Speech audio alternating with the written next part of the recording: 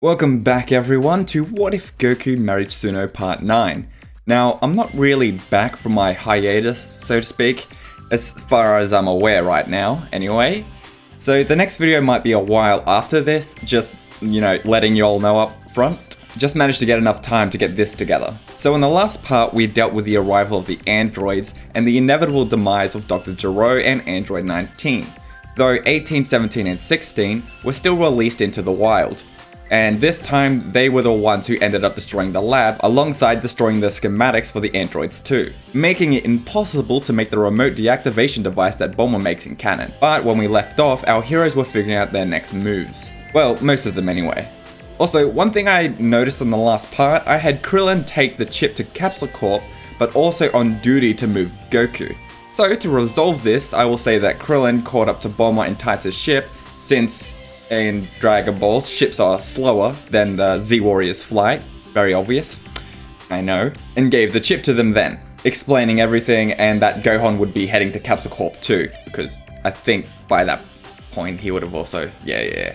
But before we continue, make sure to like and sub with bell notifications on to stay up to date with my what ifs. But with that obligation out of the way, let's continue on with this part. In Korin's tower, we have Amon finishing up his Yajirobe delivery for Korin, and hangs around there for a moment to chat, though he feels Piccolo's ki head right for him at great speed, and then sees Piccolo fly up towards Kami's lookout and decides to follow the Namekian. Piccolo then arrives at Kami's lookout, with Amon following shortly after, which reminds Piccolo that of course Amon would be in the area, since he was present when Amon flew off with Yajirobe, but that's irrelevant right now, cause I believe we all know the main reason Piccolo's here. Though, some minor differences since Amon is here right now, but also Piccolo makes a telepathic message to his buddy Nail on New Namek, asking him to have their Dragon Balls on standby if something bad were to happen. Nail doesn't even question why, he just agrees to do as asked, then Piccolo asks to fuse with Kami, who like canon dwells on the question while also letting Piccolo know of an evil power he can sense. Krillin and Chi-Chi then arrive at Goku's house, leading to Suno asking if they had won. Krillin shakes his head and tells them that the androids are on their way there and they need to move. Suno then packs Goku in the back of a playing car and takes him off to Roshi's in basically the canon way. Gohan took Ada to Capsule Corp in the last part, so he's still there at this moment. So speaking of Capsule Corp, and going slightly back in time to when Gohan would first arrive at Capsule Corp with Ada's broken body, Gohan takes it to Dr. Briefs and would have to wait around a little bit for Bulma and Tights to arrive, but they show up not long after Gohan. Tights, though not nearly as much as a scientist as her sister and father, though as a sci-fi writer, I think it would be quite interesting just to, watch. Dr. Briefs and Bulma sigh lightly, which confuses Gohan. Bulma just chimes in, telling Gohan it'll be fine, and they all head into one of the Briefs' labs, with Dr. Briefs retrieving a capsule from his case and popping it open to reveal Ada. Well, not quite. See, it's just a body. Bulma tells Gohan that Ada's old body is beyond repair, or rather, they have an easier fix, with Dr. Briefs then using the same capsule to put Ada's broken body into. Then Dr. Briefs and Bulma get to work bringing Ada back, but now flashing forward in time back to the present. Boxer, Yamcha and Tien then touch down at Capsule Corp and are surprised that Ada is already up and running again, and is followed closely behind by Bulma, Tights, Dr. Briefs, and Gohan. Tien asks them how they managed to fix him so quick. Bulma just explained that they had created extra bodies for Ada just in case something like this were to happen. Dr. Briefs even chimes in saying that they had thought this up after what happened with Raditz when he arrived, though it did still take them some time. Ada sighs with relief knowing that if he's at Capsule Corp, that meant his friends were successful at saving him, and smiles widely at Gohan, who's just as happy that Ada is back. Bulma, seeing this as the perfect opportunity, also tells Boxer about this other time machine that she'd been made aware of. This shocks Boxer, and he decides he wants to check it out.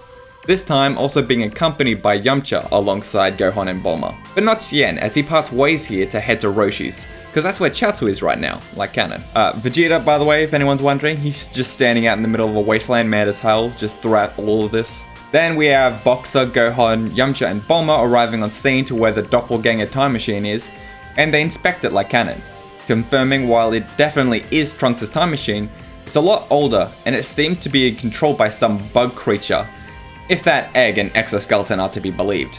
Then they all feel a power that, while bad feeling, feels familiar to all, and they decide to head over and investigate, because they all also felt that sudden loss of life too. At this point, Kami makes up his mind and fuses with Piccolo as 15,000 people in Ginger Town just up and got sucked up by Cell. Piccolo then is the first to arrive on scene in a now deserted and oddly clothed littered Ginger Town, as Cell makes his first appearance, freaking Piccolo out that he can sense his own power in Cell. Also, quick side note, Piccolo left Amon on the lookout knowing full well that this power he can sense is well above Amon's, and didn't want to take any unnecessary risks. The two then clash, and it's obvious from the start that Piccolo is stronger than Cell here. The two trade blows in pretty equal measure. Cell surprises Piccolo by using a special beam cannon, though a weak version of it, that Piccolo is easily able to deflect. Piccolo is just surprised that Cell can use that attack at all though, and Cell keeps this up by using a solar flare blinding Piccolo for a moment, and once Piccolo is able to see again, he sees Cell charging up a Kamehameha. Annoyed at this stage, Piccolo fly kicks Cell into the distance before he can even fight the Kamehameha. Cell here is just not as strong as Piccolo is right now, though I will make a note of saying that this version of Cell is slightly stronger, given Dr. Gero's data of the fighters has them being stronger than the canon timelines versions. Piccolo then takes the offensive, and Cell is forced to be on the back foot, just either trying to dodge or block, though he can't evade all of Piccolo's attacks, as his onslaught is a little bit too much for Cell right now. Cell is essentially being backed into a corner in this fight, though Cell, being as crafty as he is, manages to drink Piccolo's arm like cannon and gain some quick power that way, after which it seems more of an even match, now that Piccolo is one arm down. And like canon, this is a ploy on Piccolo's part to get info out of Cell, which still happens. Though here the circumstances are heavily stacked in Piccolo's power, because times 40 Kaioken still at the ready, but he's, knowing that he doesn't really need to use it right now. Cell then is made painfully aware that Piccolo is still stronger, though it still makes Cell aware that he has regeneration powers. Then Boxer, Yamcha, Gohan and Ada arrive. Cell, having info on Ada, is aware exactly who he is. And before making his escape, he has a brief interaction with Cell, with Cell telling Ada he's not the type of android he's after, confusing everyone present, while also giving Ada a devilish grin before solar flaring them and making his cannon escape. While Cell is trying to make his escape, Ada tries to use his power scanner to pinpoint his location. Though as it picks up Cell's key, the power scanner starts freaking out, mostly due to the machine thinking several people are the same person, and also in different locations. Kinda just made it melt down. Ada, quickly aware of this error, lets his allies present know that he likely couldn't use his scanner for this foe. Yamcha's side's not exactly excited to do things the old-fashioned way. Vegeta and Tien then arrive on scene after sensing out the fight. Tien wasn't able to pick up Chiaotzu in the time that he was away, as he was still flying to Roshi's when he noticed the fight, and flew in the direction of Piccolo immediately after. Whereas Vegeta waited around a little longer until he realized he could sense his own power and then flew over because he was mad about pride reasons. Piccolo is then able to tell everyone about what just happened, including his fusion with Kami, which has basically the same reactions out of everyone. Just replace Krillin reacting defeated with Yamcha acting that way, and Gohan basically mirrors Boxers in the shock of another android threat, and the idea of another android created by Gero just makes Ada sad. Vegeta then gets mad and flies off again, Boxer chasing after his father. Gohan tells everyone present about what they had discovered, and being able to cross-reference information, Piccolo is able to figure out that the android he just fought was this other time traveler. Though I'm pretty sure Piccolo would have already known that because he got info out of Cell directly earlier, so everyone's just giving each other all the information that they need. Yamcha wonders if there's that same android around in current year, and if so, then it's probably still in Gero's lab. Tien jokingly brings up how Gero's lab was destroyed already, though Ada interjects and questions if he had a sub-lab of some kind. Yamcha tells Gohan to go meet up with Goku and the others at Roshi's and let them know what's up, as Yamcha and Ada head off in the direction of Gero's lab. Tien stays back with Gohan. Gohan asks Tien if he was going to go with them, though Tien dismisses them, saying they're fine on their own, and that he still needs to pick up Chiaotzu. Piccolo then also decides to head to Roshi's, and he tells Gohan and Tien that he intends to wait for the androids to show up for Goku, and then he will take them out for himself. Tien kinda scoffs at this, remembering that beatdown they all suffered not that long ago, though Tien does notice how much stronger Piccolo is now, and thinks that maybe Piccolo can handle this himself. So it seems Piccolo, Tien, and Gohan are all heading to Roshi's together. And now to catch up with the androids real quick. Now 17 still decided he wanted to make the most of his freedom, and decided with the help of 16 and 18 to steal a van, one big enough to store 16 in the back. And they've been making their joyride to Goku's house this entire time after they left the heroes last time. And since that hideout was in the far north, yeah, it makes sense as to why they hadn't shown up there yet. but I'll say they arrive at this point. And 18 still just ends up browsing the clothes Suno has, and since Suno isn't technically a princess like Chi-Chi is, she would have more normal clothes, especially since she's no longer living in the snow. She would have like normal clothes. I know my sprite for her don't really reflect that, but that's because I don't have a full body render for her. Just can't find one. I don't know if one even exists. So I just kind of put her face on top of a Chi-Chi render.